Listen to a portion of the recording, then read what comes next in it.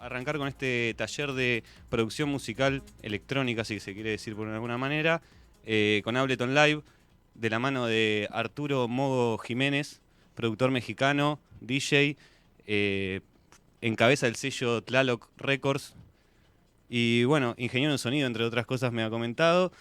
Vamos a estar hablando un poco de, bueno, básicamente de música, cómo producirla, cómo llega su sonido el señor, sus secretos, sus trucos y bueno, todo lo que nos quiera contar. Así que le voy a dar paso para que les explique un poco toda esta movida del Ableton Live. Muchas gracias. Hola. Básicamente quisiera comenzar con describir y más o menos entender de lo que es la física del sonido, cómo funciona, cómo viaja, cómo es que reacciona el sonido al medio ambiente, y para poder manipularlo pienso que es importante entender primero qué es lo que estamos haciendo, ¿no?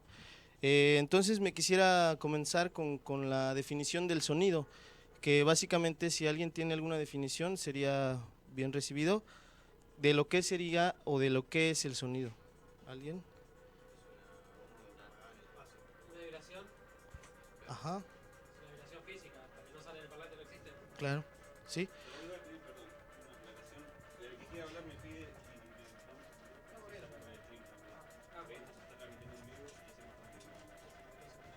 Okay. Bueno, la definición que yo puedo considerar de lo que es el sonido sería como la excitación de las moléculas de aire a través de la vibración de un cono. El sonido básicamente se convierte en sonido cuando una fibra comienza a excitar el aire. Cuando se empieza a excitar este cono o esta membrana al aire, comenzamos a ver lo que son las moléculas viajando de un lado hacia otro, y que este viaje de moléculas y de excitaciones puede ser determinado a través de la temperatura. Por ejemplo, si estamos en un lugar con una temperatura muy alta, la resistencia del sonido va a ser menos, o sea que básicamente, no sé aquí, pero en la Ciudad de México se maneja una velocidad de 321 metros por segundo a 21 grados centígrados. Entonces, si la temperatura baja, el sonido va a viajar mucho más rápido. Si la temperatura sube, va a tener mayor resistencia el sonido para viajar. A esto le podemos sumar la humedad, que la humedad también influye, es una resistencia, y le podemos sumar la resistencia que tenga, como ya lo mencioné, el sonido. Y bueno, vamos a comenzar. La frecuencia básicamente es la medición de cómo es que se mide la gama del oído humano. El oído humano escuchamos desde 20 hasta 20.000 Hz. Entonces, si alguien les dice que una frecuencia grave, nosotros vamos a ir a 20 Hz. Si alguien les dice frecuencias agudas, nosotros nos dirigimos a 20.000 Hz. Los medios más o menos están como entre los 1000 Hz. Una voz humana está aproximadamente de entre de los 3500 Hz a los 4000 Hz. Esos son como los rangos de frecuencia en los que podemos estar trabajando. Básicamente, ahora voy a poner una sesión nueva y vamos a empezar.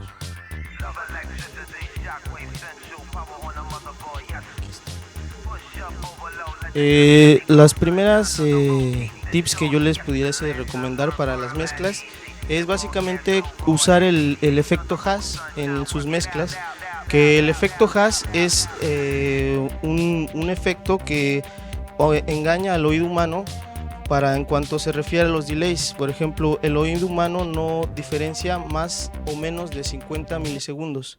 Si tú tienes un delay que le abres más allá de 50 milisegundos, el oído humano va a empezar a entender que hay un retraso de señal. Pero si tú tienes un delay y le pones de menos de 50 milisegundos, el oído humano entiende como si fuera una sola emisión del sonido. Entonces, este tipo de tips los pueden utilizar con un simple delay. Cargan un simple delay y aquí básicamente vamos a poner un espectro. Este es un plugin que se lo recomiendo mucho, que se llama Stereo Tool, que sirve más o menos para darte cuenta de la fase Esta es la fase, polaridad negativa y polaridad positiva. Nosotros vamos a darnos cuenta que cuando una forma de onda sale del cono, puede salir en polaridad positiva hacia arriba o puede salir en polaridad negativa. Esto va a haber un problema cuando tengamos una misma frecuencia que de un parlante sea positiva y del lado izquierdo sea negativa, va a haber una cancelación de fase. No sé si alguien sabe qué es una cancelación de fase. Yo que trabajo con audio y micrófonos, digamos, cuando grabo en una voz con dos micrófonos, a veces la suma de los micrófonos suena menos que cada micrófono que cancela Claro. fases. Pero un sonido digital que es un solo sonido, que no son todos los ecos. Ajá. Entonces vamos a crear, por ejemplo, un sintetizador. Voy a crear aquí uno. Y lo que vamos a hacer es hacer el paneo con un simple delay. Entonces voy a poner, aquí tenemos el tiempo, voy a ponerlo menos de 50 milisegundos. Voy a poner todo el dry and wet y 25% de feedback. Y vamos a ver qué es lo que hace.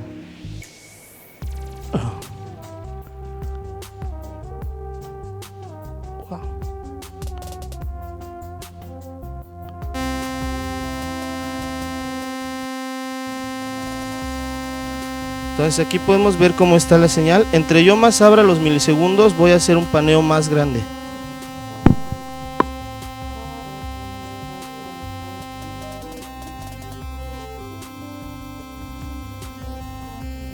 Y voy a ver cómo la polaridad se basa al lado negativo.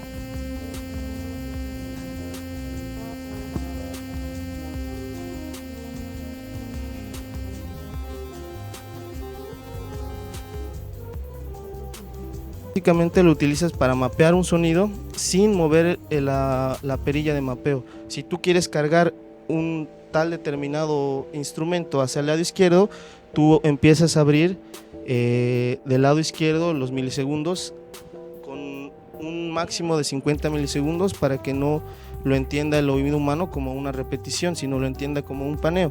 Si en el lado contrario quiero cargarlo hacia la derecha, entonces abro los milisegundos hacia el lado derecho y así estoy haciendo un paneo que no precisamente estoy utilizando el paneo de mi channel strip, ¿no?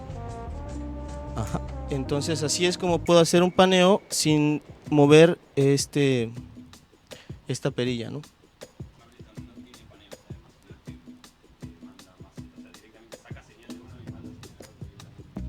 Claro. Están en bar, Sí, sí, claro. transmitiendo en vivo Sí, para sí. el mundo entero. A través Este es una técnica que se llama el efecto Haas, que si les invito que busquen ese tipo de damos efecto. comienzo aquí Y hay en muchos ingenieros utilizan este tipo de efecto para panear y para grabar microfoneo, que se la escuche estación como de si streaming. realmente un oído humano estuviera grabando. Entonces una técnica de microfoneo es de que pones un micrófono aquí, otro acá, y grabas ese paneo estéreo que tiene por default el cerebro, y así puedes tener un paneo desde la grabación sin tener que mover el paneo. ¿Me explico? Ya viene el sonido grabado o paneado desde la grabación. Bueno, esta es una tecniquita que yo en lo personal utilizo mucho para la mezcla.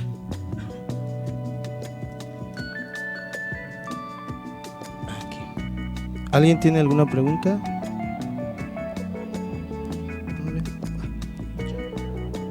Bueno,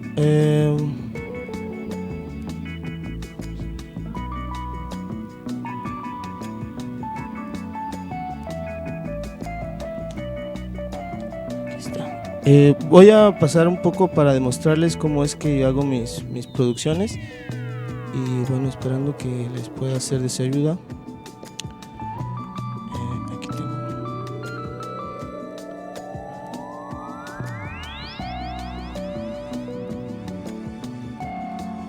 Básicamente este ejemplo que les puse del paneo con el simple delay, yo lo utilizo mucho en los bajos para cuando deseo que el bajo y el kick no estén chocando. Entonces tengo el kick, tengo el bajo y le aplico al bajo un poco de simple delay para cargarlo un poco al lado derecho o un poco al lado izquierdo y que no esté totalmente peleándose siempre con el kick, ¿me explico?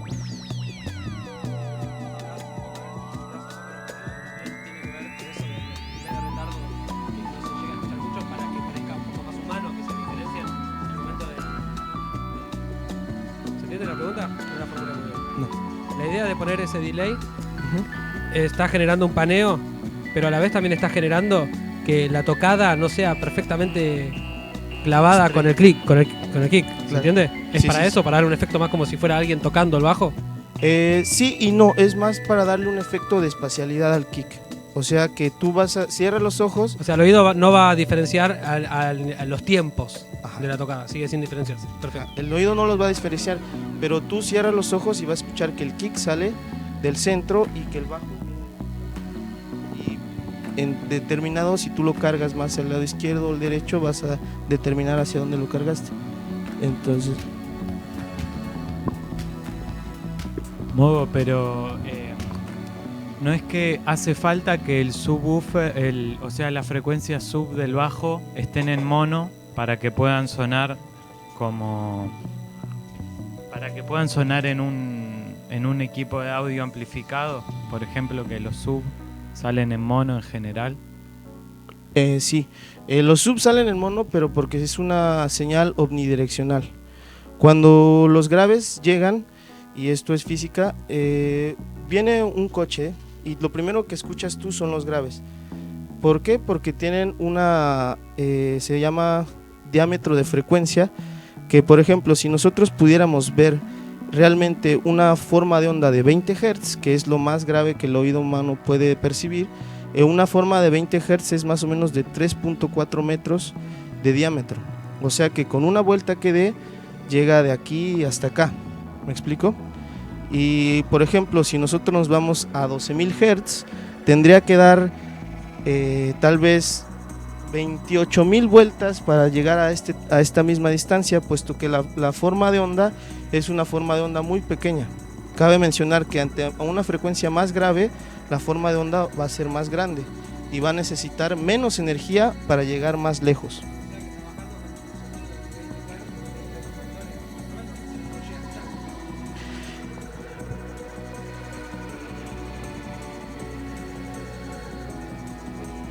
No, bueno, yo toco el bajo a un volumen atroz y si está parado delante del equipo suena más bajito que si me paro a 5 metros del equipo, el volumen es triple.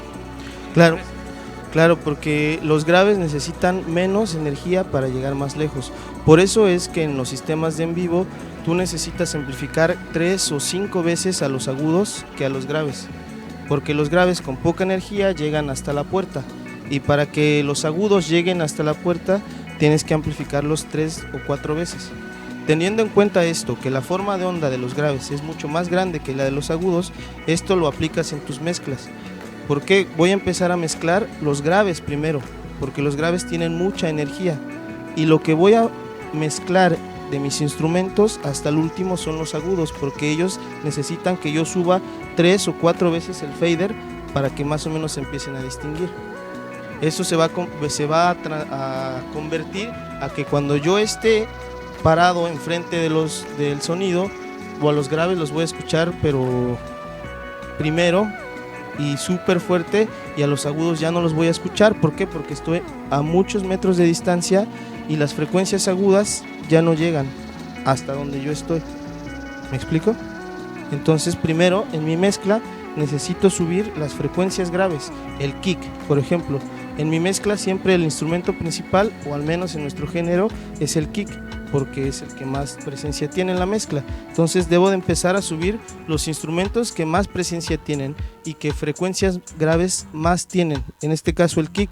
Posteriormente empiezo a subir el bajo, posteriormente empiezo a subir la tarola, posteriormente las melodías, posteriormente las voces humanas, porque ya son más agudas, y hasta el último las percusiones, y hasta el último los hi-hats, perdón.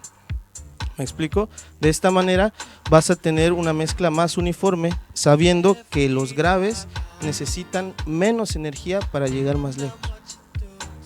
ese es otro tip que yo les puedo compartir para mejorar sus mezclas. También siempre tener en el máster un medidor de fase. El medidor de fase se utiliza mucho cuando produces para un vinilo. Si tu mezcla suena y se te va al lado negativo, cuando el vinilo esté dando vueltas, la aguja se va a salir de su surco, ¿me explico? Porque la polaridad que tú tienes es negativa completamente.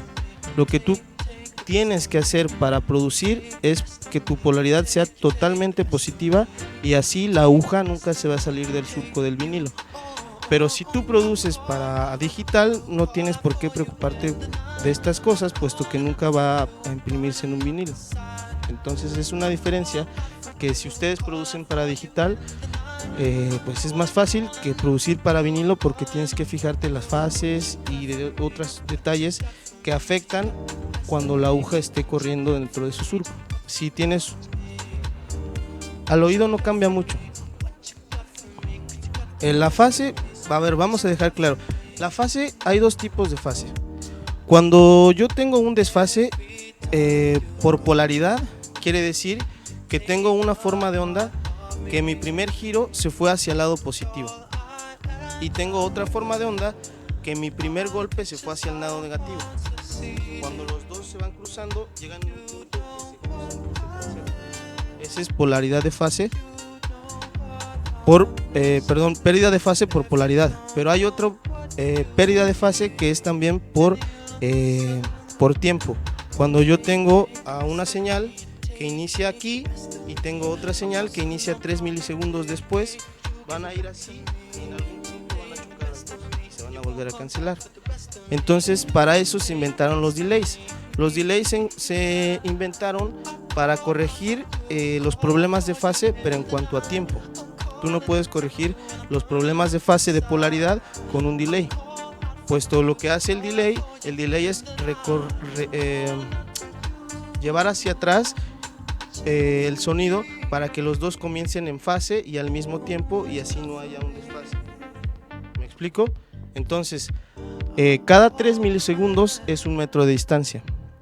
Un ejemplo más práctico es que si yo tengo una bocina de este lado y tengo otra bocina de este lado, pero la bocina del lado izquierdo la tengo 1 metro de distancia más adelante, tendría que ponerle un delay a la bocina del lado izquierdo con 3 milisegundos de retardo para que el sonido se regrese y salgan a la par.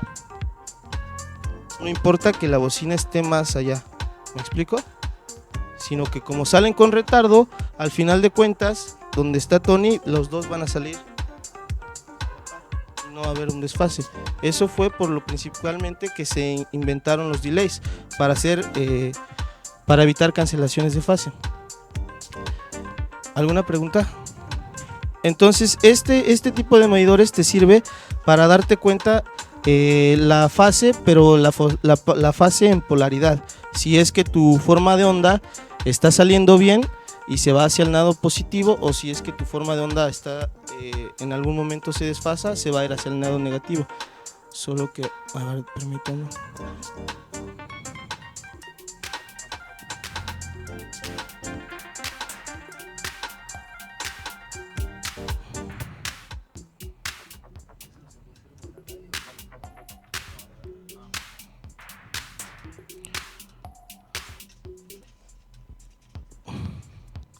Escucha.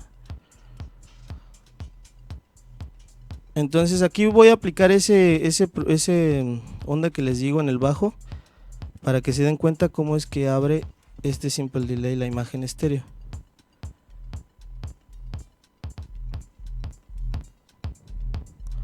Entonces vamos a ver la fase.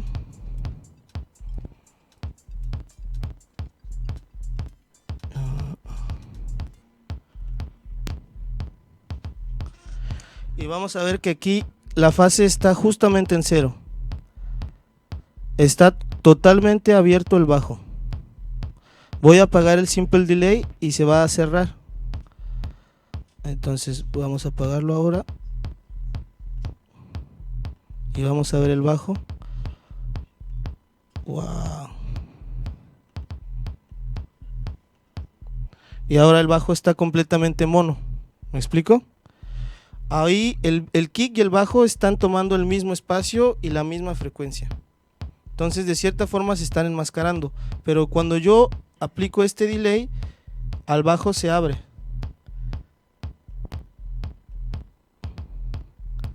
¿Vieron? Y ahora el kick tiene justamente espacio en medio y el bajo lo envuelve de cierta forma. No.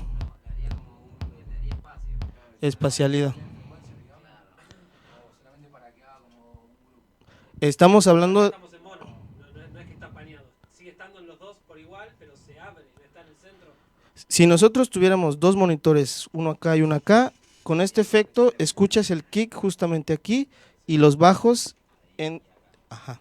En los lados y no en el centro. Exactamente. No en un lado más que el otro. Exactamente. Y la idea es esa, que cada instrumento tenga su espacio en la mezcla, ya sea en amplitud y en imagen.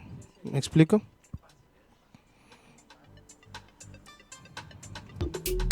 Y ahora vemos que la canción está totalmente abierta, ¿no es así? Estoy llenando completamente mi rango de estéreo. Si lo apago, todo regresa al centro. Y bueno, la idea es de que hagas una mezcla bien abierta para que puedas cubrir más espacio, ¿no? A esto tienes que tener cuidado de que no pases nunca a fase negativa para que cuando lo mandes a mastering el vinilo no se salga de la aguja, ¿me explico?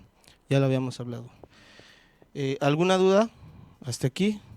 ¿Todo bien?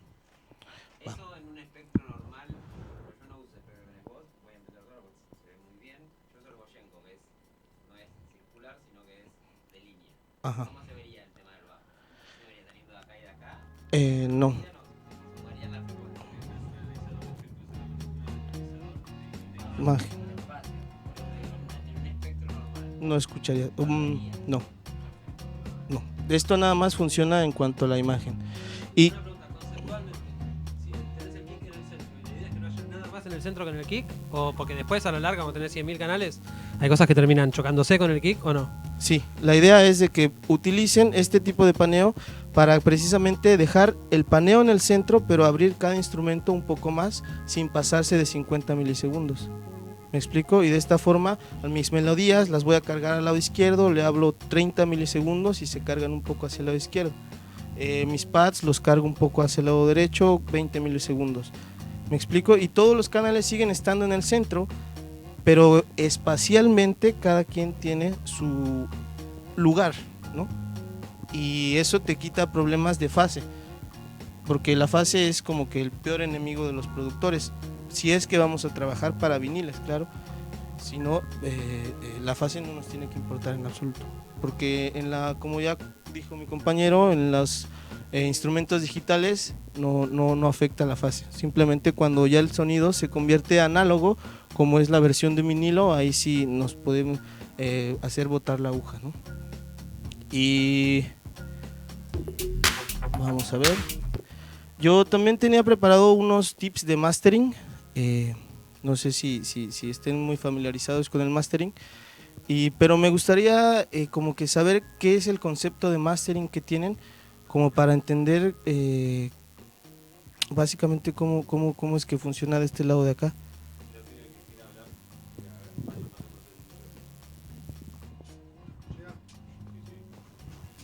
Desde mi humilde lugar, yo del mastering siempre el que me lo enseñó a hacer me dijo, una buena mezcla hace un buen mastering, no al revés. El mastering no te salva la mano. Exactamente, una buena mezcla hace un buen mastering, no al revés, no te salva. Claro, el mastering es como una barnizada. Exactamente. última para que no se borre nada. Yo creo que es el último retoque, como para decirte, está bien lo que hiciste en la mezcla, ahora el mastering te va a dar la última parte de, vamos a ponerle maquillaje, de esto, la calidad que decís vos. Me gusta que me hayas dicho lo de los vinilos, eso yo no lo sabía. Pero el mastering para mí es ese último retoque de unir todo. Vale. Mi definición de mastering muy personal sería como llevar mi track a un nivel comercial. Que básicamente el mastering no se trata de hacer 1000 procesos porque entre más procesos hagas, más vas a ir jugando con tu fase y más la vas a ir deteriorando. Yo lo que les recomiendo mucho es que trabajen muchos en sus mezclas, hagan unas mezclas perfectas y el mastering va a ser algo súper sencillo. Hay dos tipos de mastering que les puedo recomendar, que el primero es el mastering por paralelo, que básicamente tienes que hacer procesos en paralelo. ¿Qué quiere decir? Que la misma señal la vas a duplicar 3 o 4 veces en la misma sesión y vas a tener un paralelo de canales con la misma información. En el primer canal le puedes poner un ecualizador, en el segundo canal le puedes poner un compresor, en el tercer canal le puedes poner un excitador de armónicos y en el cuarto canal le puedes poner un simple delay para abrir la fase. ¿Me explico? El problema de este mastering es que tienes que hacer la mezcla de estos 5 canales, que cada canal tiene un proceso muy distinto, hacer la mezcla que al final te den un color que tú desees y que tú quieras, sin que la fase se mueva y sin que quites la dinámica que el artista te dio. ¿Me explico? Es muy difícil este tipo de mastering, puesto que tienes muchos procesos trabajando en un mismo track, y lo que pasa aquí es que hay muchos desfases, se te sube el compresor y ya picó, o entonces es como muy complejo, puesto que estás haciendo una mezcla o un mastering a partir de una mezcla de varios dispositivos, de compresión, de excitador y bla bla bla bla bla bla.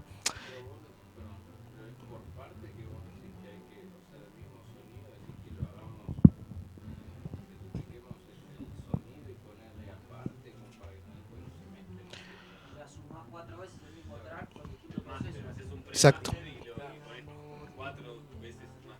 Claro, claro.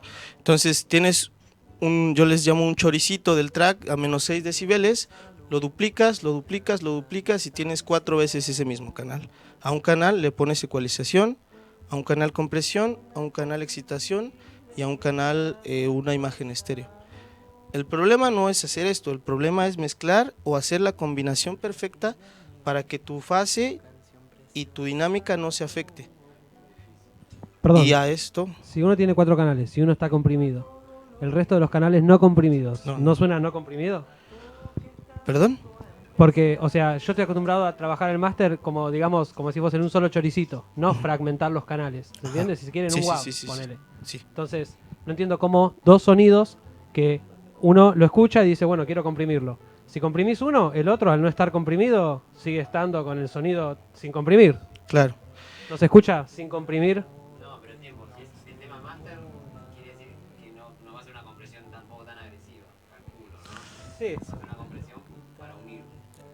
Aquí lo que estamos buscando es la mezcla perfecta de los colores. Digamos que tengo varios sabores y tengo que hacer un nuevo sabor, ¿me explico?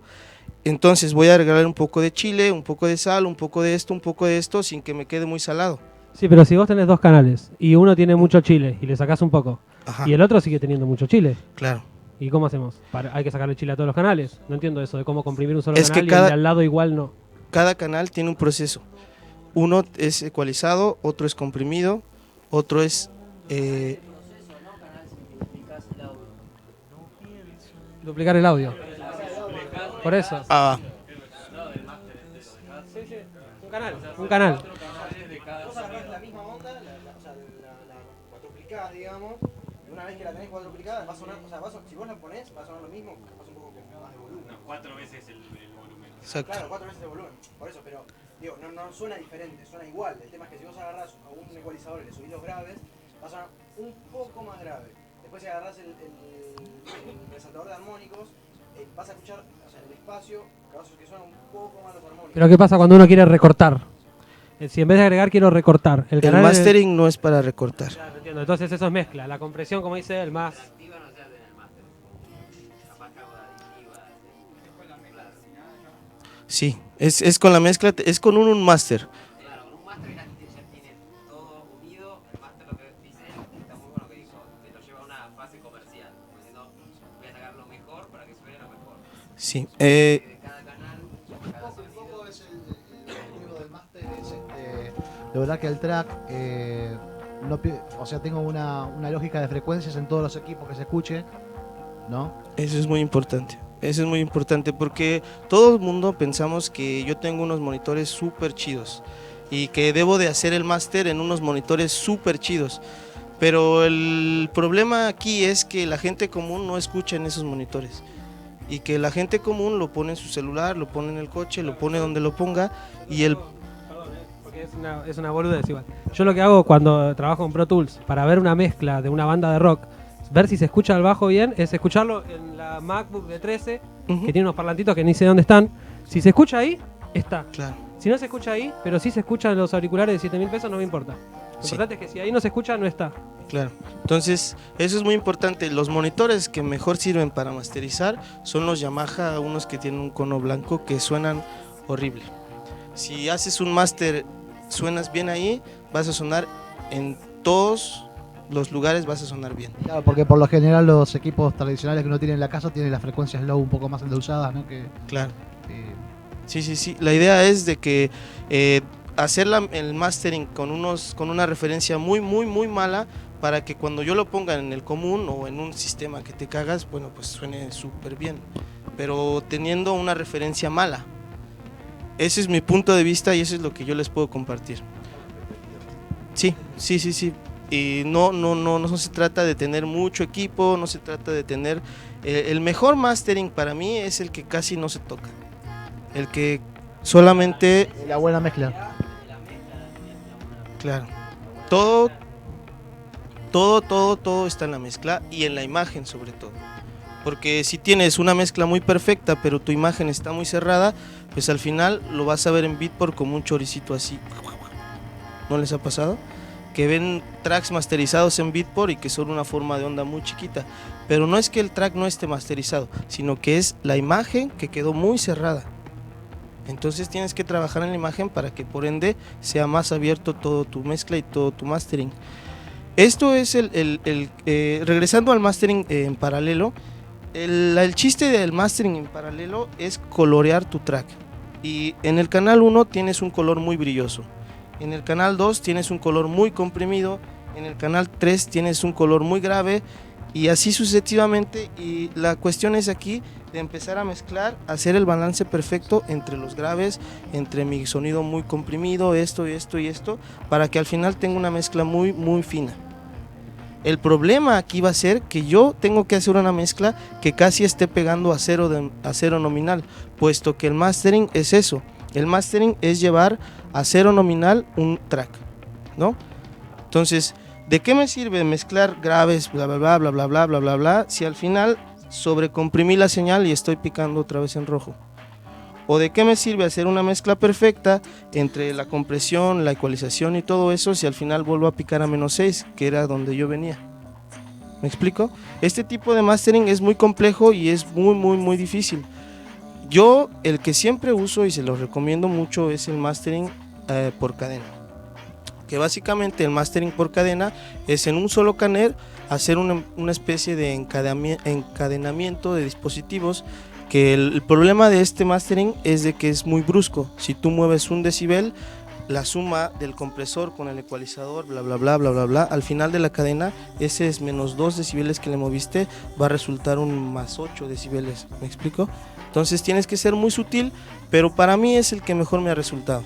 Yo lo que hago es realmente hacer una mezcla de los dos, hacer una mezcla de compresión paralela y un mastering en compresión en cadena. Lo primero que hago hay que ver que se llama la psicoacústica. La psicoacústica es una ciencia que estudia cómo es posible que el oído humano o que el sonido te pueda influenciar y pueda crear sentimientos en ti, ¿no? O que pueda influenciarte de cierta forma. Entonces esta psicoacústica es una ciencia que les invito a que la estudien. No conozco mucho de ellas, pero lo que sí les puedo decir es de que la psicoacústica y en el mastering yo lo utilizo para engañar al cerebro humano. Hay una regla que cuando tú duplicas una señal y tiene la misma fase, la misma frecuencia y la misma amplitud, haces se duplican 6 decibeles, pero al oído humano se escuchan como 6 decibeles, pero en el medidor realmente no están subiendo 6 decibeles. No sé si me expliqué. Cuando tú duplicas un canal y es la misma fase, la misma frecuencia y la misma amplitud, vas a tener una suma de 6 decibeles, pero sin que el dispositivo o el medidor te marque que subieron 6 decibeles. Exactamente. Exactamente. Es lo mismo que pasa cuando tú tienes dos bocinas en fase y te paras justamente en el centro, y justamente en el centro escuchas una suma de 6 decibeles. Si tú tienes un sonómetro y te vas 2 grados hacia acá, ya no se escuchan los 6 decibeles. Si tú te vas 2 grados hacia acá, ya no se escuchan los 6 decibeles. Pero si tú pones justamente en medio, vas a escuchar la suma de 6 decibeles.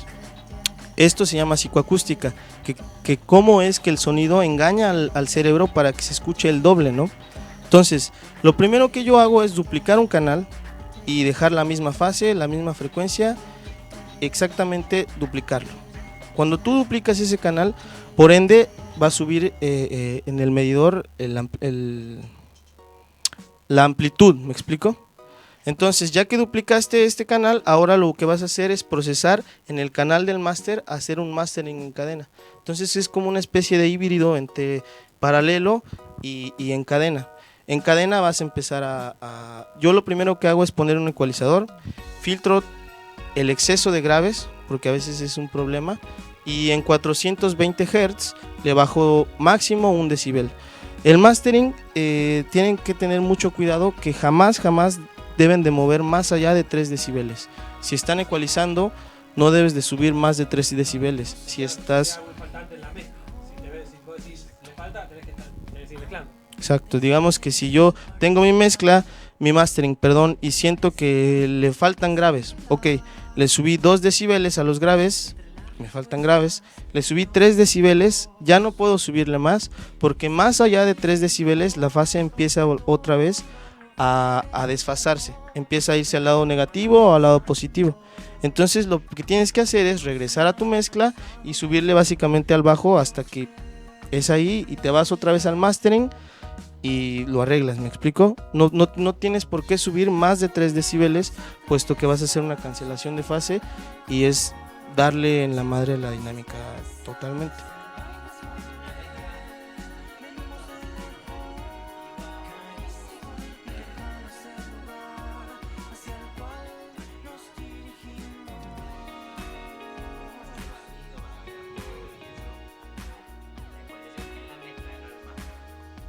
La ecualización en la mezcla,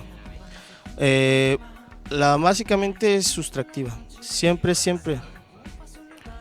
Siempre la mezcla les recomiendo que sea sustractiva. Cuando están trabajando en mezcla, si hay, por ejemplo, el común es de que tengo un snare y un kick que se están chocando y yo escucho que el snare está muy alto, ¿no? Y que está tapando a mi kick. Lo primero que hacemos es bajarle al snare para que se escuche menos, ¿no? Pero básicamente las mezclas es una interacción de sonidos. Si yo escucho muy alto mi snare, en vez de subirle al snare o de bajarle el snare, perdón, le voy a subir a mi kick. ¿Me explico? Si yo tengo una voz y una tarola que se están chocando en mi mezcla, que la voz siempre está tomando más arriba, en vez yo de bajar esa voz, voy a subir mi tarola. Snare, perdón, tacho. Síntesis.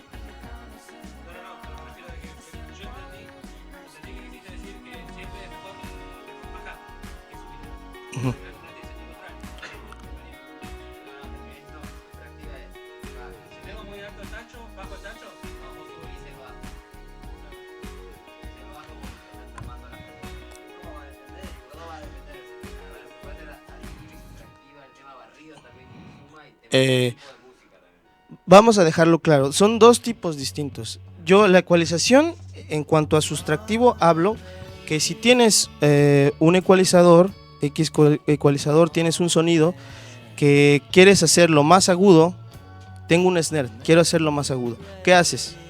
Vas y le subes a los agudos. ¿No es cierto? Es lo contrario. ¿Qué debo de hacer para que se escuche más agudo? Pues bajarle los graves. Entonces ahí siempre estás sustrayendo, nunca estás sumando, porque la suma es desfase. No, estoy hablando en el instrumento. Ecualización del instrumento. Esa es una ecualización sustractiva. Si yo tal vez me está clipeando mucho el kick tiene mucho click, entonces tal vez le subo un poco a los graves para tratar de enmascarar un poco ese click, ¿no? O sea, la idea es de, en algunos casos, no es que siempre funcione así, hacer lo contrario, porque la música y la mezcla es una interacción de sonidos. Tú tienes que, como ya les dije, si mi tacho está muy arriba y mi bajo está muy abajo, lo que todo mundo hace sería bajarle al tacho, pero en vez de eso subes el kick. O que mi voz está tapando toda la mezcla, bueno, ¿qué instrumento está chocando con él? Puede ser el tacho, entonces para que la voz baje, le voy a bajar al tacho.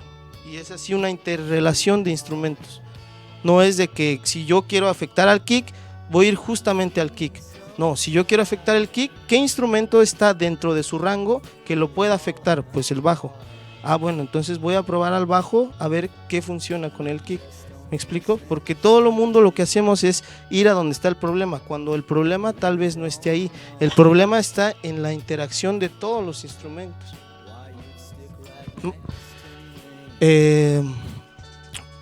Estábamos hablando de la mezcla, del mastering, de lo que hacía.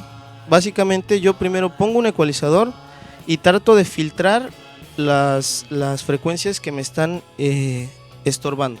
Siempre esa es la primera. Pongo mi ecualizador y me doy cuenta en el espectro cuál es la frecuencia que siempre está enmascarando a todas. Puede ser 420, puede ser 415, entre 400 y 450, ahí es siempre donde está el problema. Entonces le puedes bajar máximo 3 decibeles dentro de ese rango y tú te vas a dar cuenta cómo es que le bajas a los medios y por ende los hi-hats se escuchan más clarito. O tú le bajas un poquito a los bajos medios y la tarola empieza a brillar. ¿Me explico? Es ir al no donde está el problema, sino cómo puedo resolverlo que no afecte realmente al snare. Una compensación, exactamente. Y posteriormente, ya que tengo hago mis filtros y dejo un poco más como por así decirlo, un poco más flat mi ecualización, comienzo a comprimir un poco, pero la compresión la hago muy agresiva. La compresión la hago con un ratio muy fuerte, y esto va a hacer que cuando yo baje 1.2 en el threshold, el compresor empiece a comprimir por ende. ¿Me explico? Porque luego pongo un ratio muy soft y tengo que bajar mucho el threshold. Y bueno, esta compresión para el mastering no es tan recomendada, porque ¿para qué ustedes creen que se utilice el compresor en el mastering?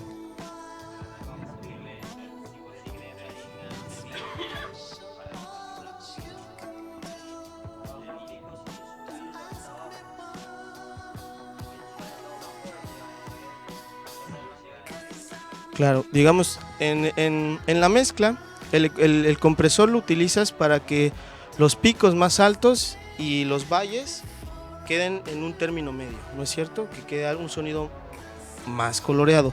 Pero para el mastering lo que se hace es básicamente poner un límite donde de aquí ya no vas a pasar y vas a empezar a cortar todos los picos.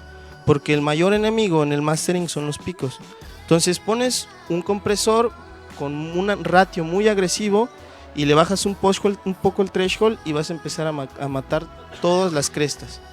Matando todas las crestas puedes ya comenzar a maximizar el sonido, pero tú no puedes maximizar algo si no lo tienes controlado primero. Entonces te necesitas controlar esos picos. Controlando esos picos comienzas a excitar, pero teniendo ya un límite. No sé si me expliqué.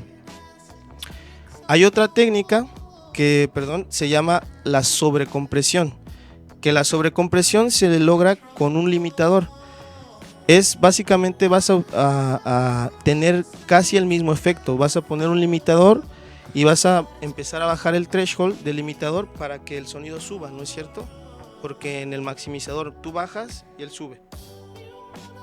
Sí es cierto, ¿no? Entonces, yo voy a ir bajando, voy a ir bajando, voy a ir bajando, pero yo ya tengo un límite, ¿me explico? Empiezo a bajar y el sonido empieza a subir. Si ustedes hacen máximo una sobrecompresión de 3 decibeles, van a obtener el mismo resultado de poner un compresor, porque están poniendo un límite y están forzando a los picos a que se corten. Pero esto es... exactamente. Entonces, dependiendo del género, por ejemplo, para el EDM se utiliza mucho la sobrecompresión en el mastering, porque el género lo demanda así estruendoso y muy exacto. Y por ejemplo, para otro tipo de mastering, el jazz y esas cosas, no se utiliza la sobrecompresión, se utiliza simplemente la compresión para controlar algunos remates o algunos picos, qué sé yo. Entonces, primero controlando tus picos, ya puedes comenzar a maximizar, ¿no? Pero siempre tienes que controlar tus picos. Yo lo que siempre hago es empezar a duplicar canales. Por ejemplo, me dan un máster, comienzo a duplicar una vez y ya me llega a -9. Lo duplico otra vez y me llega a -3. Lo duplico otra vez y no sé, me llega a -2, ¿no? Ya casi pegándole al -0. Ahí le digo, ¿sabes qué? Lo dupliqué, al final lo dupliqué 3 veces. Hay tracks que los duplico 4 veces. Pero si se dan cuenta, en cada duplica no meto un compresor, no meto nada. Porque yo necesito esta regla de la psicoacústica, que sea la misma fase, frecuencia y amplitud. Cuando logras esto, lo duplicas al final 4 veces y te llegó a -2. Ok, ¿sabes qué? Hasta ahí. Ahora a partir voy a empezar a cortar unos picos o a empezar a quitar lo que me sobra, qué sé yo. Pero la clave es en duplicar y empezar a hacer la dupla de canales, para que sea una maximización muy natural, ¿me explico? Y engañes al oído humano y sobre todo a tus medidores, porque de nada sirve que ya estés picando en rojo y suene de puta madre, pero ya estás saturando tu señal. Entonces la idea es de que suenes muy muy arriba, pero con tus medidores siempre muy flats y muy como tienen que ir, ¿no? Ya. La idea es de que siempre pongas a -0.1. -0.1. Sí, para controlar los picos, o mínimo un compresor para que esos picos no se excedan. La idea es controlar picos. Controlando los picos con compresión o con sobrecompresión, ya estamos del otro lado, ¿no?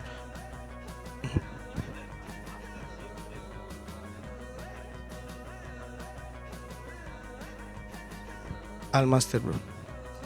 Ajá. Sí. Porque en los canales que necesitas simplemente los estás utilizando como duplas. Donde vas a trabajar realmente el sonido y donde vas a ecualizarlo y bla bla bla bla bla bla, es en la cadena del máster.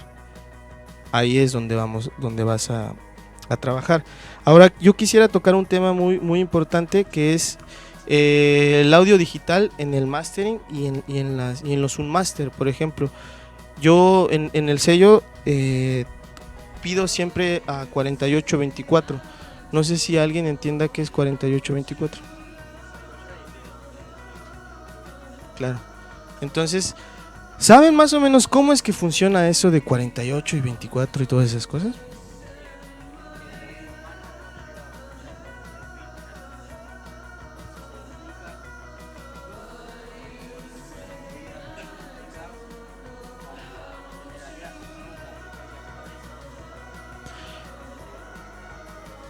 ¿Tiene que ver con eso?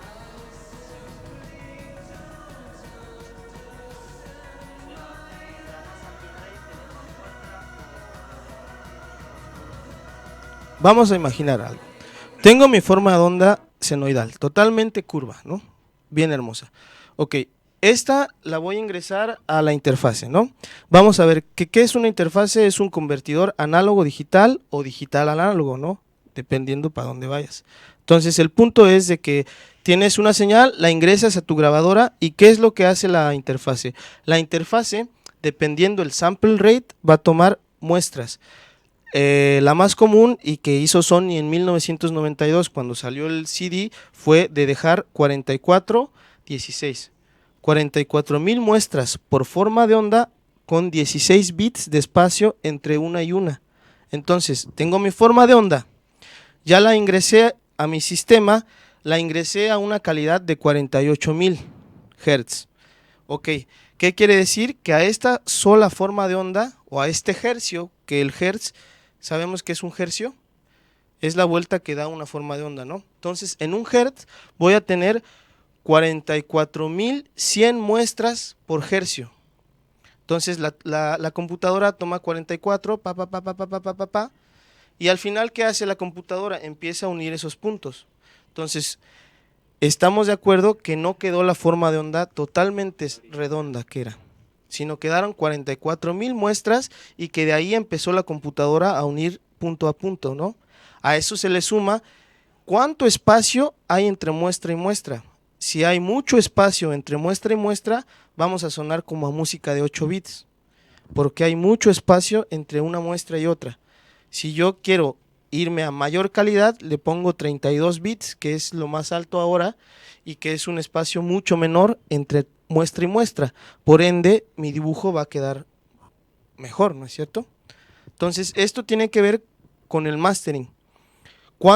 Si yo tomo un premaster y lo meto a mi Logic para masterizar o a mi Pro Tools, de los 44,100 muestras que ya tomé, cuando yo las ingrese otra vez al programa, van a quedar 44,200, qué sé yo.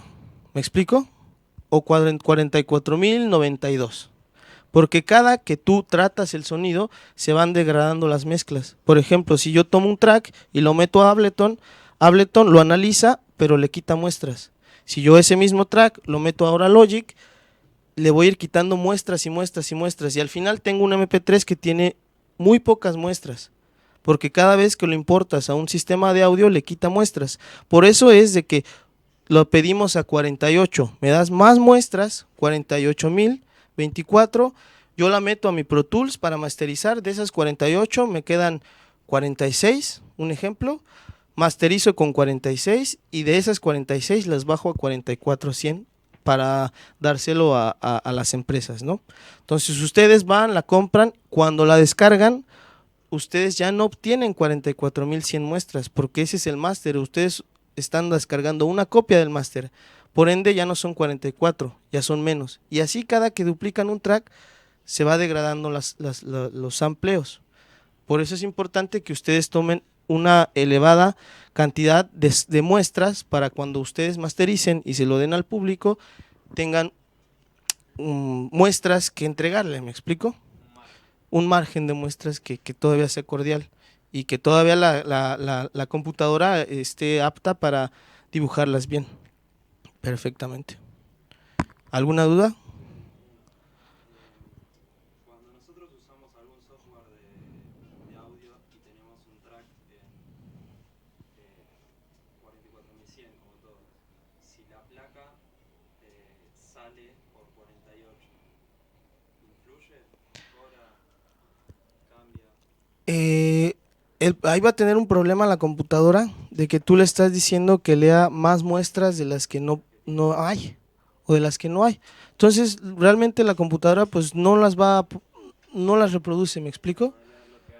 Te va a dar lo que hay, o sea, tú me diste 100, güey, pero yo estoy trabajando a 48, pero no te puedo dar porque no las tengo. Entonces ahí lo que estás haciendo es forzando al CPU y a la máquina a que trabaje el doble o el triple. Pero como no hay muestras que darte, pues está trabajando a lo pendejo, ¿no? Como se dice.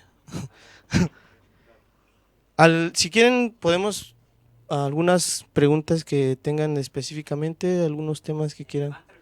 Dijiste que lo sacás en 24 bits. El máster final 44:16, porque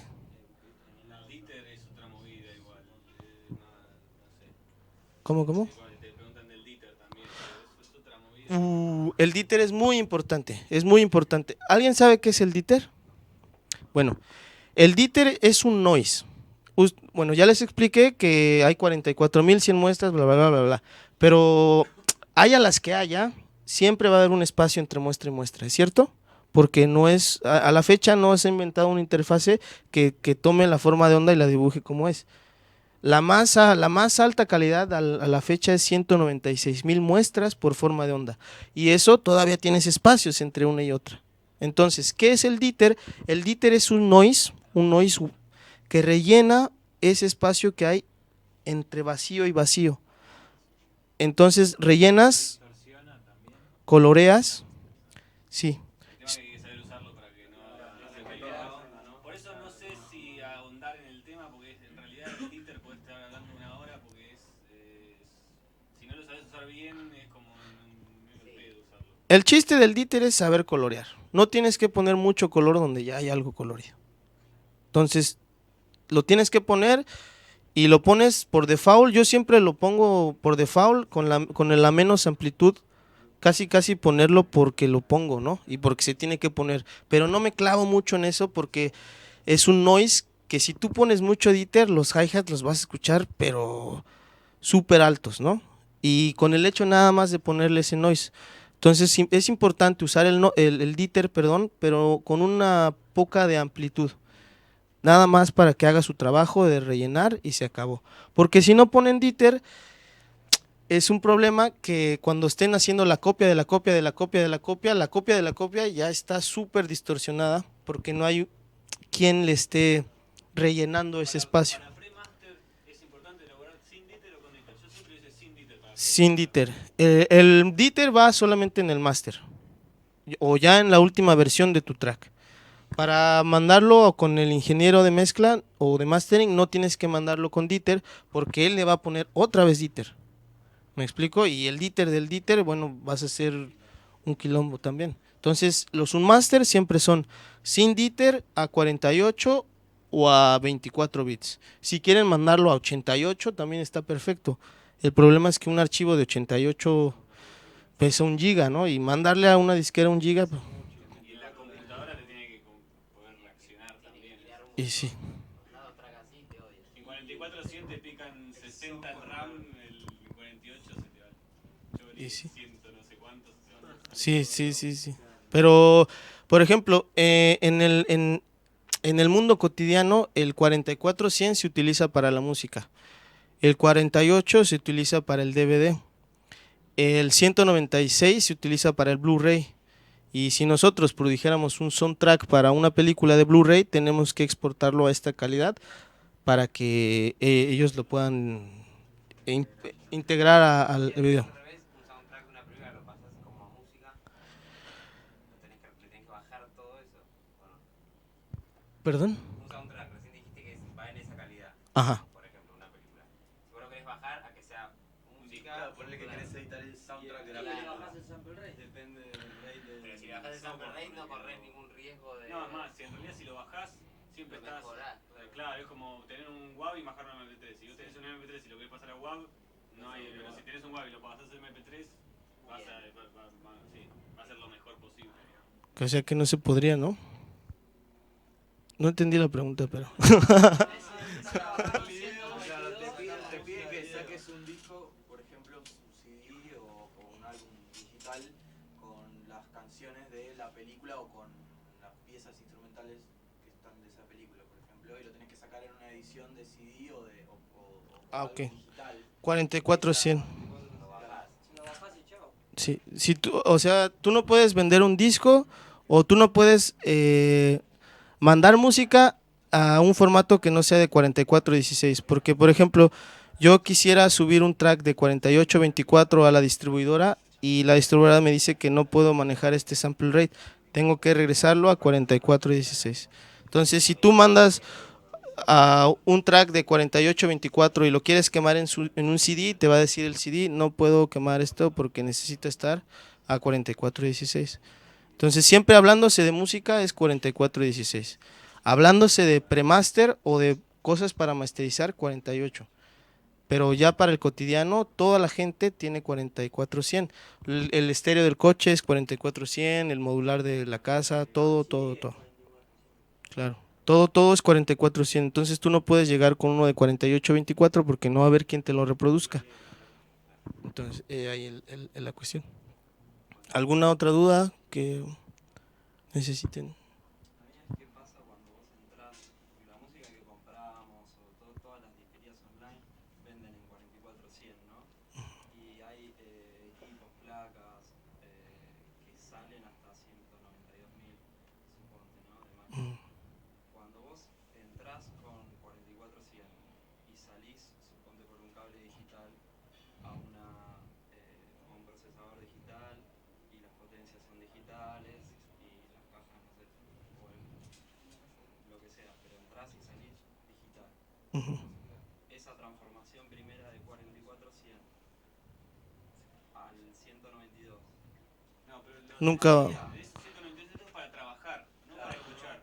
Vos trabajás en tu computadora en eso y después para escucharlo siempre. A mí un colega una vez me dijo que él es fanático de los discos y se compra discos y los pasa con una placa muy zarpada a 24 bits saliendo a 192. Pero la música después lo quema en CD, lo quema en CD. Pero es lo mismo que Es que el punto sería de que tú necesitarías reproducir, o sea, metes 44 y tienes 44 siempre, siempre, siempre. No importa que tu motor sea de 196, bla, bla, bla. Si tú quisieras volver a transformar ese sonido, tendrías que hacerlo análogo otra vez, o sea, pasarlo por una bocina y hacer una grabación o volver a capturar el audio a 196. ¿Me explico? O sea, tendrías que convertirlo a análogo y de análogo pasarlo otra vez a digital. Lo que hacía era de análogo de disco a digital a través de una placa que salía en esos rangos. Sí, sí, siendo de análogo a digital, sí, pero de digital a digital, No superaría esa transformación, no superaría no, un tema comprado en porque ya tú tienes 44, no tienes más para ofrecer, digámoslo así.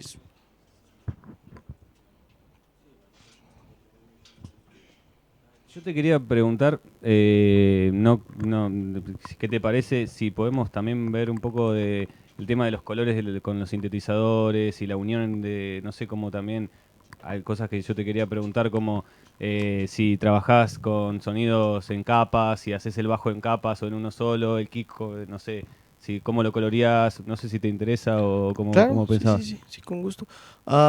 Pues yo, mi género, más que nada, primero hay que analizar qué género estamos haciendo. Y dependiendo del género que estamos haciendo, es lo que vamos a hacer. Yo, por ejemplo, yo hago minimal. Y mi concepción de minimal es de que con menos tengo que hacer más, como es lo que dicen, ¿no? Pero ese realmente minimal es de dejar los sonidos tal vez en bruto. No me clavo yo de verdad en comprimir mucho, en ecualizar mucho, bla, bla, bla, bla, bla, bla, cada instrumento, porque al final es algo inservible. Lo que importa es la mezcla que tú hagas. Entonces puedes pasar 3 o 4 horas en la mezcla y haces el arrangement en 20 minutos, grabas y ya está tu track, ¿no? Y La mezcla en sí, ¿a qué te referís? la mezcla, mixing. No usas mucho, digamos, por cada uno de los instrumentos. No. ¿Te gustó cómo era? Así es. Haces síntesis. Sí. Duplicando, ¿no? Como decías hoy, ¿hasta cuánto más o menos llegas de máximo canales en audio y Dependiendo cuál es tu amplitud. Por ejemplo, si tengo un audio que ya llega a menos 6 decibeles, lo duplico 2 veces y ya no puedo duplicarlo más. Ah, 8. 8. Siempre mi límite es 8. No, 8 instrumentos. Kick, batería, bueno, kick, snare, hi-hat, bajo, alguna voz, un sinte, otro sinte y ya está. Sí, no tienen nombre, género. 8. La cuestión, sí, duplicando serían 16, pero realmente solamente 8. Y la cuestión entonces es de haciendo síntesis, trato de en la síntesis moldearlo a como yo lo necesito. Ya que lo tengo como yo quiero, lo grabo y no vuelvo a tocarlo. A caso de que vuelva a meter otro bajo y que uno ya se esté peleando con otro y cosas así. Utilizo mucho el nuevo punto, el Live 9.5, Que este Ableton lo que tiene bien chido es de que tiene unos medidores de RMS y picos, que eso te da más o menos una nueva forma de mezclar, puesto que yo con el Ableton pasado llegaba a menos 3 decibeles mi kick y ponía a menos 3 decibeles mi bajo y picaba en rojo, pero ya. ¿Podrías mostrar eso de los RMS? Claro. Porque la verdad que nunca lo vi. Entonces aquí vemos cómo tiene RMS y cómo tiene pico acá abajo. Pero esto lo que hace es que te permite, como ya ven aquí, ir más allá arriba. Antes tú ponías en Ableton un sonido a menos 6, tu kick a menos 6 y tu bajo a menos 6 y llegabas a rojo pero en corto. Claro, a mí me ha pasado de poner un tema en una canción de WAV en un canal de audio y darle play y que el master pique en rojo sí o sí con todos los temas que probé me pasó. ¿Y sí? ¿Eso a qué se pasa en el master? Eso se debía a que Ableton no tenía una muy buena calidad en cuanto al mixing. Entonces en el nuevo Ableton 9.5 el hecho de que puedas manejar el volumen RMS y el pico, perdón, aparte te facilitan las cosas. Entonces ahora yo puedo estar picando a menos 2 y a menos 4 y realmente estoy a menos 6 decibeles. Si se dan cuenta, o sea, yo puedo ir a los límites casi. Ableton ahora te permite trabajar sobre menos 5, menos 4, menos 3 y por ende vas a tener una mezcla más zarpada y sobre todo acá en el máster un sonido más fino, ¿no?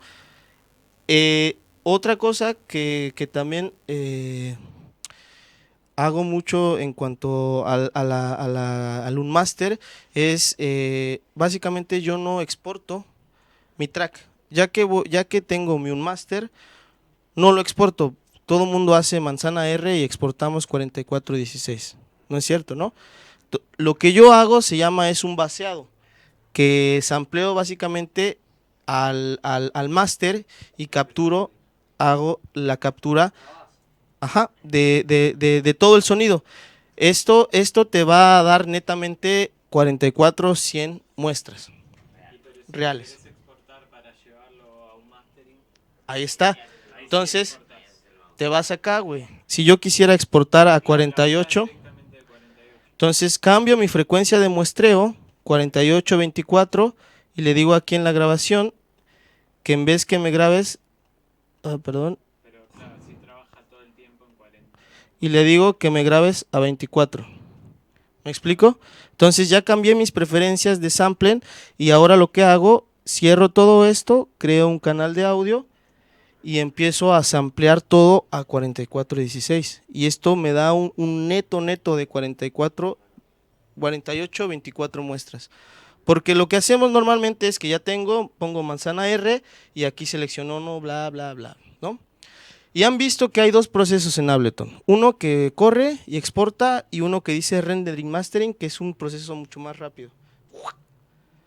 Bueno, este proceso, el segundo proceso más rápido es cuando se pierde el sample rate y ya no son 48, sino este proceso hace que degrade un poco. Como yo no hago ese proceso y básicamente lo hago de manera más empírica, tengo las 44 reales a 24 de espacio real. Y ya lo único que hago es tomo mi audio y lo aviento al escritorio y ya. Pero no hice una renderización. Ahora sí puedo ir a Logic o a Pro Tools o al otro programa y ahí sí puedo renderizarlo. Porque lo mismo pasaría que renderizas una vez, lo metes a otro y renderizas otra vez y es otra vez una pérdida de samples rates. Directamente el clip que te queda lo buscas en el Finder y lo... Directamente, no, lo arrastras. Es que no sé cómo salirme de aquí, pero... O sea...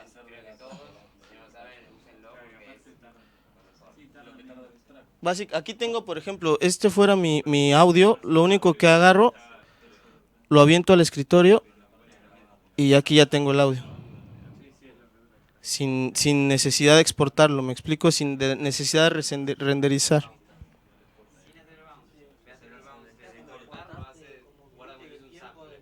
Resampleas otra vez.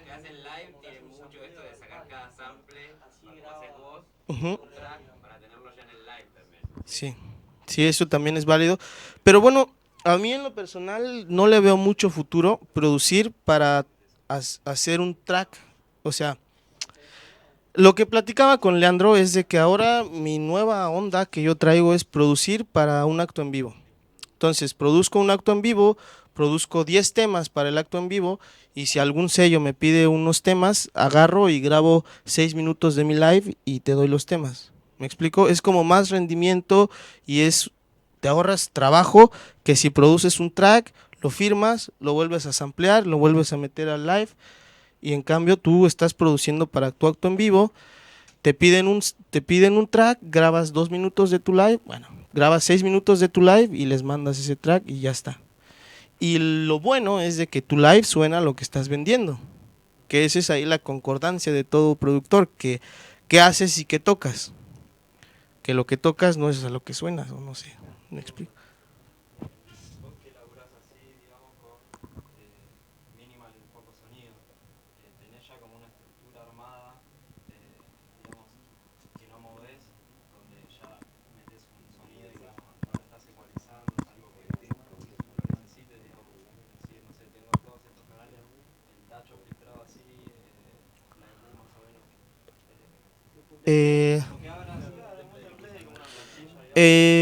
Lo hice en algún principio, lo traté de hacer y me resultó, me dio un sonido muy único y muy así. El problema es de que tengo 20 tracks que suenan igual, brother, porque hice el mismo procedimiento y lo que me di cuenta es de que mejor borro todo, empiezo desde cero y cada track tiene su propio espíritu y su propia intención, su propia... Sí, porque si haces una maqueta, al final eres una maqueta de la maqueta. Y todos tus tracks, tienes 4 EPs que suenan igualito. En el máster tal vez sí, para que suenes igual. Suenas a lo mismo, pero con contenido distinto, pero es tu sonido. Pero no recomiendo que ya tengas una estructura porque el arte es meramente expresión y no tiene nada que ver con estructuras y con cosas ya hechas, sino es hacer lo que quieras y... Una consulta con respecto a la mezcla. Bueno, evidentemente cada uno con su librito. Habían resaltado en otros cursos que yo hice el tema de que vos habías resaltado de que ibas primero subiendo el kick, después el bajo, empezando por los graves hasta los agudos al final. Y un poco me lo habían enseñado al revés. De que se empezaba por los pads, se empezaba por los sintes y lo último era el bajo y el kick. No sé qué tenés que...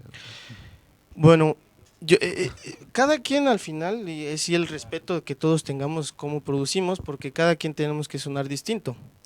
Pero yo lo hago de esta forma porque, como ya te dije, los graves no necesitan tanta potencia para llegar al mismo lugar. Por ejemplo, tú ya tienes toda tu mezcla de agudos, de todos, y subes el bajo y no sé, porque todo tiene que ir como en capas, ¿me explico? La base son los graves. Después del sándwich sigue... ¿Tiene que ver con el género? No, tiene que ver con la frecuencia, tiene que ver con la mezcla. Me lo explicaban como que era una especie de no perder recursos en la mezcla, como que la mezcla que era recomendable hacerla entre media y baja. De última, ahí se lograba un sonido más parejo y limitar después Está bueno lo que dice. Los bajos de oído, si estás multiplicando con los bajos, se va acostumbrando a otra frecuencia y después la mezcla que creíste al principio no es la misma. No está mal, pero... Yo igual creo que lo que hay que rescatar lo que dice los menos 6 dB. El 90% de las veces que mandé un track a algún lado me lo piden menos 6 dB. Si tu mezcla pica de menos 6 dB quiere decir que hay un montón de resto para comprimir, para hacerlo de... Es lo que pasa cuando pones un track que recién te bajás en un canal de audio, se te pasa el máster a pleno. Bajás Sí. menos 6 dB al canal y queda el máster en cero. Sí. Y algo también... Perdón, algo que está bueno también, que creo que siempre, todas las personas que conozco que estamos produciendo, cuando empezamos, el máster es todo al palo, un limitador en el final y no estás clipeando. Pero después te das cuenta que en realidad estás clipeando todo adentro y que tu sonido suena a cualquier cosa. Ese es muy buen detalle. Por ejemplo, un tip que también les puedo recomendar mucho es de que nunca saturen sus canales. Por ejemplo, si este es mi kick. Y mi kick, por ejemplo, realmente no estoy picando a cero nominal. Si se dan cuenta, el fader está en cero nominal, pero el sonido está en -7. Entonces yo los que les puedo recomendar es que siempre en el fader lleven el sonido a su máximo punto. ¿Cómo es eso? Que si tengo yo mi kick aquí, pues le subo hasta que... Ahí está. Hasta que el medidor del fader coincida con lo que tengo dentro de mi fader. ¿Me explico? Porque no sirve de nada. De cero. No sirve de 0 a 0. Por ejemplo, tu medidor lo vas a poner a -6. ¿Me explico? Lo pones a -6, pero dentro de ese canal no hay -6 decibeles. O sea, llegaba a -7 decibeles y yo lo tenía a 0 nominal. Entonces el tip que les puedo dar es de que siempre tengan sus canales bien llenos. O sea, pero que tengan el sonido neto. O sea, que si yo lo pongo a -6, tenga -6 decibeles. ¿Me explico? Porque el peor error es de que nosotros sí empiezo a mezclar a -6, bla, bla, bla, bla, pero realmente mi sonido está picando a -12 o a menos no sé cuánto. Entonces lo único que tienen que hacer no es comprimir, no es bla, bla, bla, no es nada, sino agarrar y llevar el sonido a que si mi medidor dice -6, mi sonido está en -6. ¿Me explico? Porque la mezcla es más exacta. Y al final no es que te guíes por números, tienes que guiarte por lo que escuchas, pero es un poco más fácil de llegar a donde tú quieres si tienes realmente, netamente lo que hay en el fader, ¿me explico?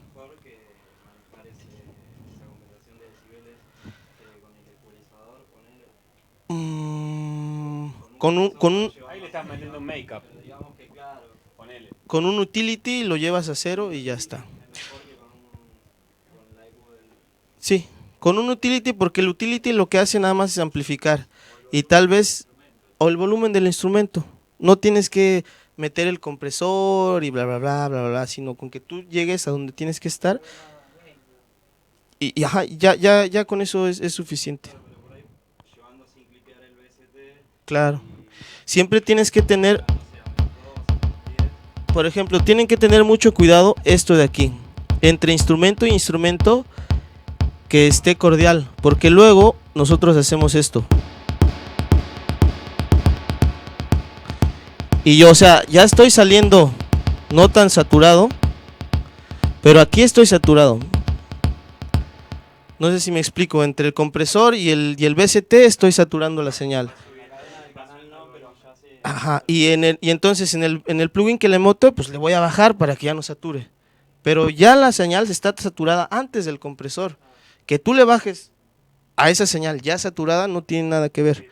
Ya está saturado. Por eso está bueno también laburar sin limitador, sin nada en el máster y después hacer todo el limitador y todo. Porque si no estás limitando, yo lo hice, me acuerdo que nosotros lo hacíamos siempre y teníamos todo el limitador ahí al palo, no saturado porque tenés un limitador, pero después le sacás el limitador y es cualquier cosa como te estaba pasando recién. Sí, eso es un poco difícil, pero lo mejor que pueden hacer es tener cada canal bien lleno de información y ya con esa información poder manipularla.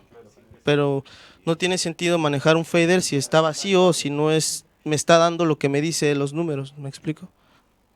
Y bueno, ¿alguna otra duda que quisieran un tema tocar en particular? Me gustaría escuchar cuando haces un mismo canal y lo duplicás, cómo cambia, digamos, esa duplicación. Vale.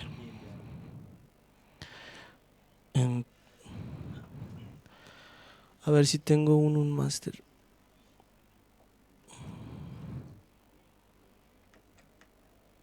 O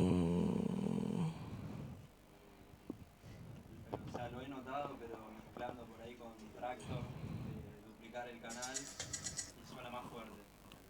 A ver, bueno.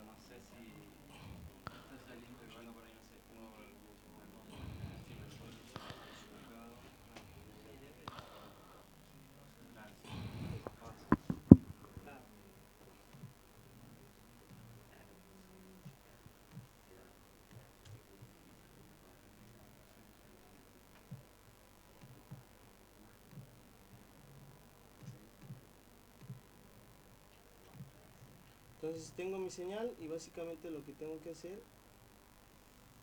es duplicarla.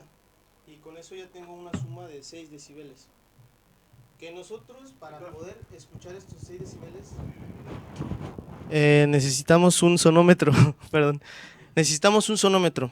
Porque lo que te dice no es lo mismo que hay aquí a lo que hay saliendo del cono.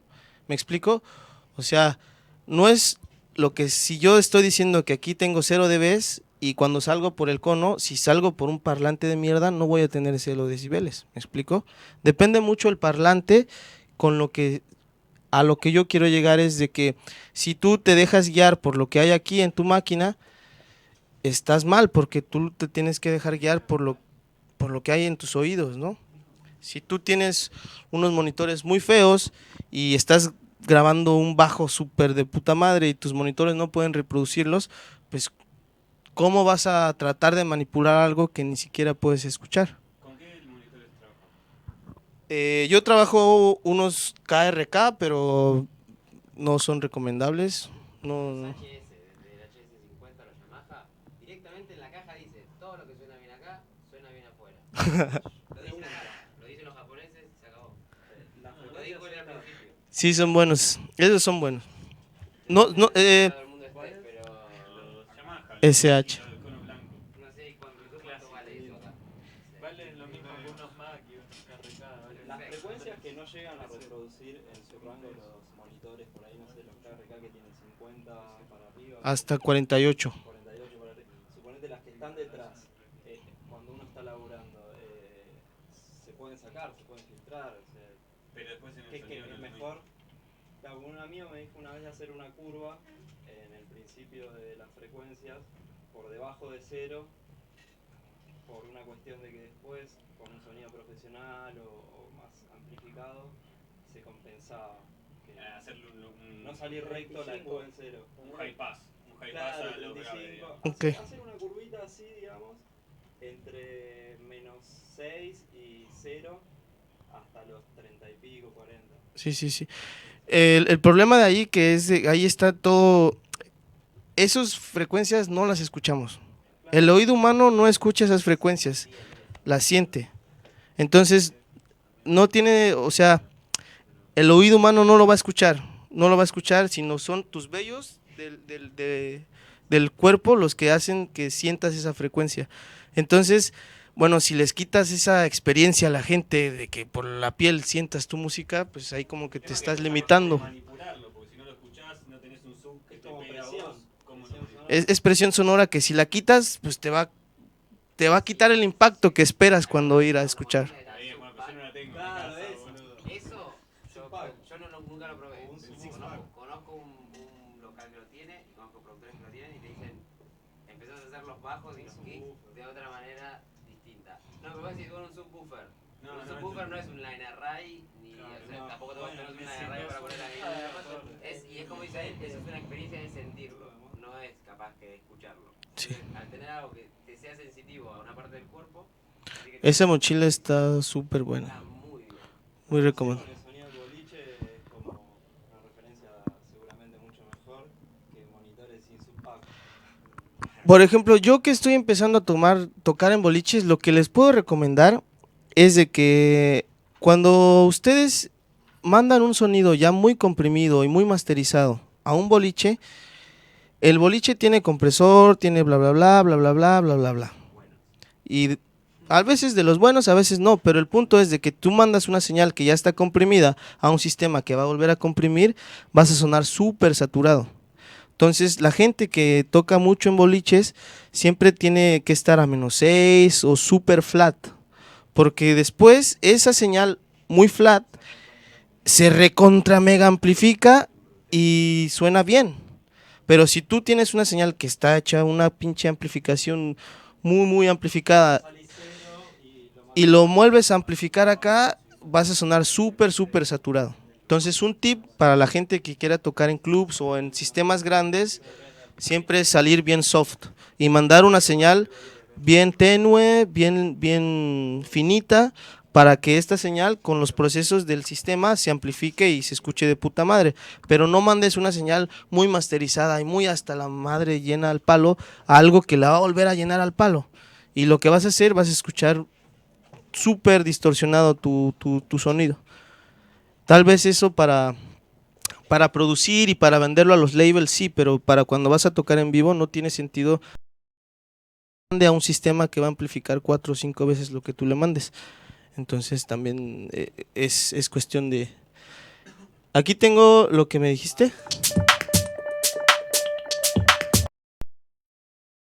Veces que lo amplifiqué yo ya estoy llegando a mi cero nominal. Entonces lo que haría aquí, siempre tienen que trabajar ustedes con múltiplos de bajar menos 6, bajar menos 12, bajar menos 3, múltiplos de 3, porque recordemos, múltiplos de 3 porque cada 3 milisegundos es 1 metro de distancia, como ya les había dicho en un delay. Si tú le subes 3 decibeles, vas a llegar a 1 metro de distancia más. Retrasas 3 milisegundos una señal, vas a llegar a 1 metro de distancia menos. ¿Me explico? El 3 es el múltiplo de 1 metro en el sonido digital. Entonces, tú siempre que de 3 en 3, 6, menos 3, menos 3, menos 6, menos 12, y quiere decir que estás haciendo, si tú bajas menos 3, estás haciendo 1 metro más atrás el sonido. Si tú bajas menos 12, atrás el sonido. ¿Me explico? Físicamente, que realmente no va a ser así porque determina que tengas unos parlantes súper planos y que sean fieles. Pero básicamente, aquí yo ya estoy debajo menos 3 decibeles. A los dos. Porque tengo que tener la misma amplitud, la misma frecuencia y la misma fase. Que la misma amplitud, el mismo volumen, ¿no? A menos 3 los dos, la misma frecuencia, el mismo contenido armónico, o sea que sea la misma pista.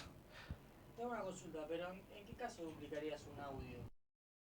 Para masterizar estaba diciendo. Para masterizar. Para el máster, sí. Ajá. O en dado caso, por ejemplo, tengo un bajo que no me llena el espacio que yo necesito, pues lo duplico y se... ¿Paneás un poco, o no? No.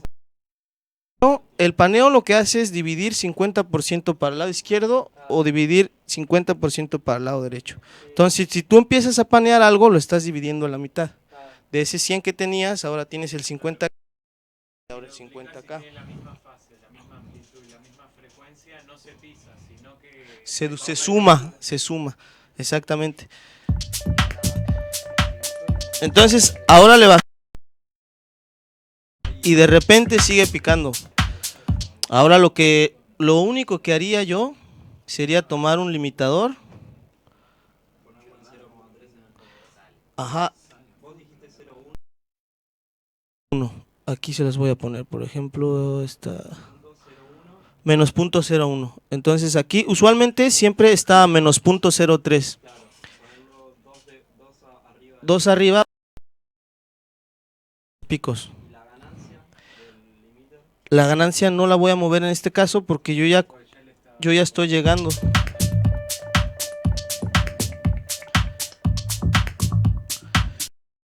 Menos .1.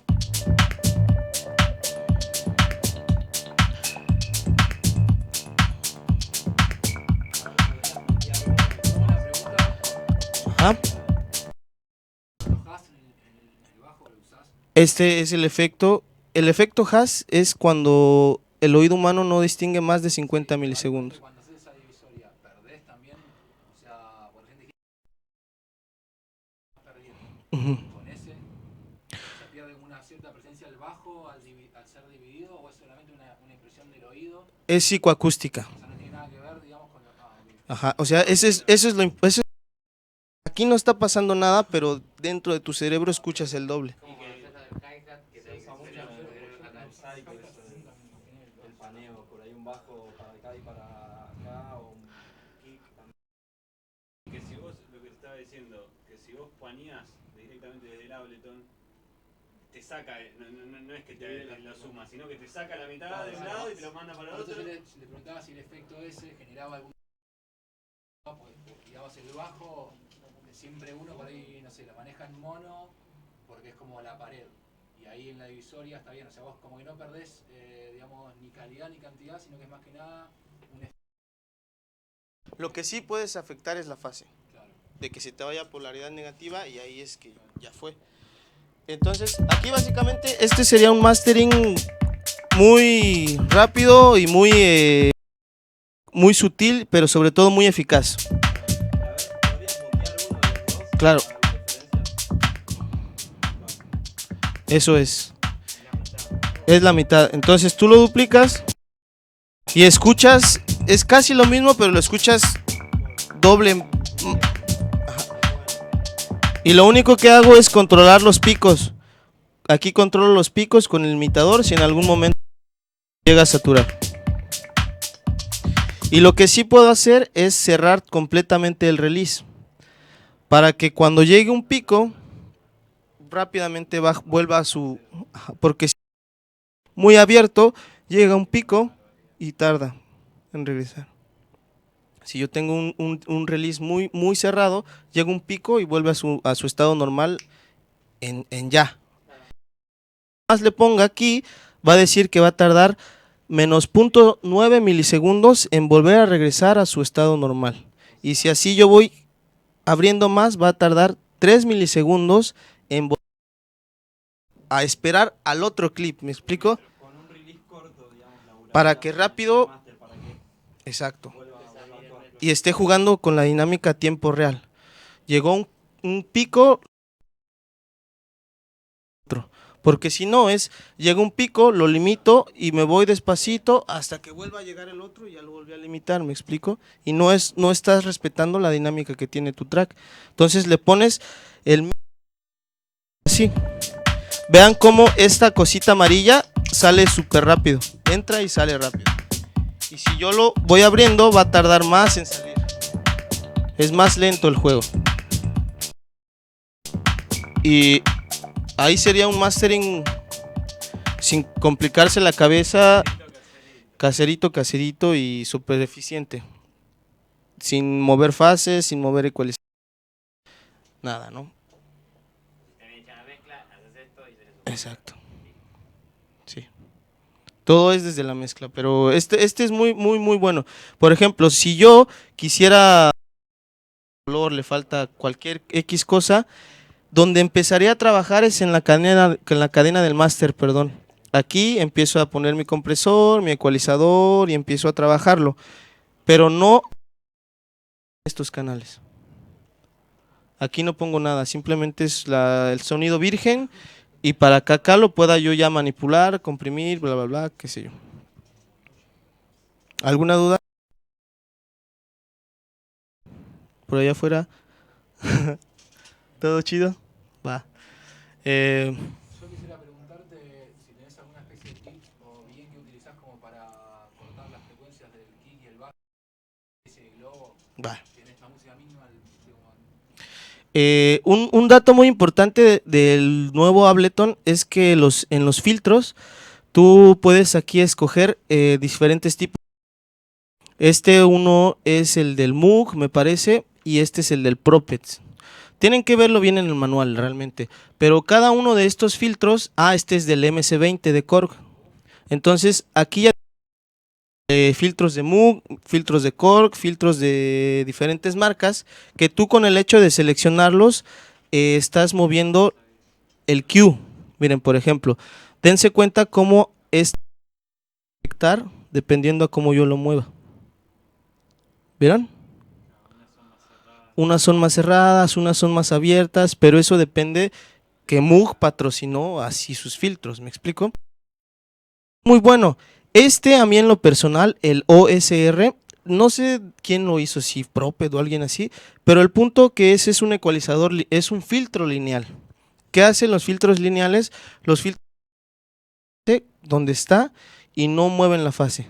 Entonces esto es súper bueno para los graves, porque los graves son los que más problemas de fase tienen. Entonces yo te recomiendo mucho que utilices este filtro. este que es un filtro lineal, el OSR, y que ahí pruebes cómo te suena. También para la mezcla en vivo. Por ejemplo, en nuestro con estas cosas, no tengo un ecualizador paramétrico como la mayoría lo tendríamos, sino tengo un filtro de agudos, tengo un filtro de graves y yo quito y pongo y se acabó. Y la mezcla queda más fina porque track filtro todo y ya está. No es que tengo que ir sacándolo poco a poco, me explico, sino lo filtro y dejo al otro arriba.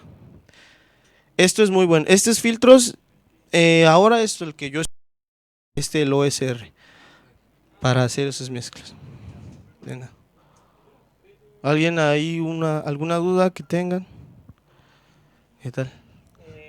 Yo te quería preguntar, ¿tenés algún kick y bajo? Ponele a nivel de ecualización, ¿dónde atenuás el kick o dónde atenuás el bajo? O también va a depender de tu sonido, ¿no? Pero... Básicamente, mi base siempre es el kick. Bueno, en mi género, mi base siempre es el kick. Y lo que hago es filtrar, si es que se necesita, filtrar un poco el bajo, no más allá de 40. Y dejo al kick al frente y el bajo un poco atrás. Pero si le quito más allá de 45, pierde cuerpo el bajo. Entonces, lo que te puedo recomendar mejor es hacer sidechain. Que mejor, el mejor resultado que yo he obtenido es haciendo esto con el simple delay. Pongo el bajo en los parlantes y el kick lo dejo en su sitio. Y ahí créeme que sea el kick que sea, nunca se van a pelear porque cada quien tiene su espacio. Entonces, más de que si frecuencia o de si esto, es espacialidad lo que se necesita en una mezcla. Que tengas el espacio bien definido a cada uno. Y me hicieron, cuando estaba estudiando ingeniería, me hicieron un experimento y no sé, es bueno que lo hagan. Me dijeron que cerrara mis ojos y escuchara mi banda favorita. Y cerrando mis ojos, estaban los instrumentos, dónde estaba el guitarrista, dónde estaba el baterista, bla, bla, bla, bla, bla, bla. Y esos son como ciertos ejercicios que cuando tú cierras los ojos empiezas a entender de qué te hablo cuando digo imagen y que si lo quiero pasar enfrente para... Y es un buen ejercicio para darte cuenta cómo es que cada sonido debe tener su lugar. No importa que sea los dos graves, pero si cada sonido está en su lugar, no se... Y el mejor resultado que yo he obtenido es con el simple delay, que se lo vuelvo a repetir, es nada más ponerle aquí en milisegundos, bajas todos los milisegundos, que sean menos de 50, pones todo el dry and wet y 25% de feedback. Y ahí empiezas a ver, a jugar. Entre más tú quieres abrir tu bajo, por ejemplo, lo voy a poner en 0. Sí, en 0 mi bajo va a volver a quedar en el centro. ¿Me explico? Ahí puse el simple delay, pero no estoy abriendo nada. Entonces, a partir de que yo tenga 1.2, 2.1, bla, bla, bla, bla, bla, bla, el sonido... Es por fase. Es por fase. ¿Cómo lo recomendarías? Lo que yo recomiendo es de 3 a 40, nunca a 50, porque ya cuando llegas a 50 ya empiezas a escuchar que este suena primero y después este, y dices, ay güey, ya suena, ajá, suena como, ajá, 30, mínimo, en 3, con que tú pongas 3, ya empiezas a escuchar el bajo abierto. Y de ahí hasta 40, lo que ustedes determinen, pero sin pasarse de 50, porque ya el oído, escuchar ese caballero, no sé, que siempre hemos escuchado. Pero es muy buena esta técnica de los simples delay. Yo es el que siempre lo recomiendo y es muy bueno para instrumentos. Los hi-hats los pongo del lado izquierdo, lo pongo del lado derecho, un poco más abierto. Si le das más tiempo, es para dónde se va a ir. Exacto, si tú le das más tiempo al L, se va a ir al lado. Tú le das tiempo al derecho, y si tú le das tiempo paralelamente, se va como que a tomar un poco de profundidad o se va a ir hacia atrás, depende para dónde quieras mandarlo. Por ejemplo, si le pongo 4 en el R y 4 en el L, se va a ir hacia enfrente. Pero si yo pongo 4 en el L, 4 en el R, adherido a un reverb, se va a ir para atrás. De mí, sino ahora va a estar atrás. Entonces, dependiendo cómo quieran jugar con el delay y con el reverb, son los mejores aliados que tenemos, el reverb y el delay. Hay muchos también ingenieros el reverb para darle canal central a tu mezcla. Entonces, pones un canal de retorno de reverb y mandas, no sé, tal vez de 400 a 7 de todo tu canal. Entonces, en este reverb tienes el cuerpo y vas a ir subiendo poco a poco, le vas a dar un poco de espacialidad, pero es muy difícil. Yo lo he intentado y con el tiempo del reverb, bla, bla, bla, bla, bla, bla. Y lo mejor que me ha funcionado es hacerlo con un delay. Y se acabó simple y no tengo que jugar con muchos parámetros, porque aquí tendría que jugar pre-decay, cortar un poco de graves, qué sé yo, si se necesitan. Y es un poco más complicado obtener ese mismo efecto de espacialidad. Pero con un simple delay es súper fácil. Recomendable. ¿Alguna otra duda que tengan? ¿Todo bien? ¿Sí? Sí. Sí, con gusto. Bueno, voy a aprovechar este momento que carga, primero para agradecerle a Mogo, que es un campeón. Se vino de México para darnos esta charla. No, bueno, pero muchas gracias por estar acá, una masa. Ahora vamos a escuchar un poco de música del señor. Nada, esto es gratis, gracias a que el señor se recopó. Lo que yo tenía pensado es que, como quieran, pongan algo que lo que les parezca, como pasar una gorra, pero pongámosle para que, bueno, se lleve algo, además de que estuvimos todos acá y que tuvieron una mejor como público. ¿Puedo hacer una última pregunta? Todas las que quieran, no, todavía tenemos tiempo. ¿Exportás por el Logic? Hablaste mucho de Logic y Ableton. Ah, sí, sí. Dicen que está bueno elaborar Sí. con el Ableton como slave y como master el Logic. Sí. El problema es que cuando pones de esclavo a Ableton, no puedes ponerle plugins a Ableton. O sea, cuando tú pones de esclavo a Ableton de Logic, ya no puedes... Pero se puede por ahí congelar y mandar. Se puede utilizar los clips, cosas así, pero ya no puedes cargarle un VST a Ableton. Por separado y después mezclar. Claro. Lo que...